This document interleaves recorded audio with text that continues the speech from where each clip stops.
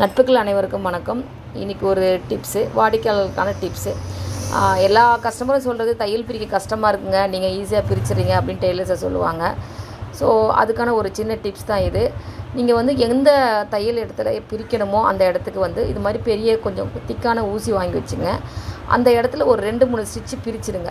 2-3 தையலை மட்டும் ஆரம்பத்தில் பிரிச்சிட்டிங்க அப்படின்னா, அதுக்கப்புறம் அப்படியே பின்பக்கம் திருப்பினீங்கன்னா அந்த பிரித்த இடத்துல அப்படியே வரும், நூல் கொஞ்சம் தூரத்துக்கு வரும்.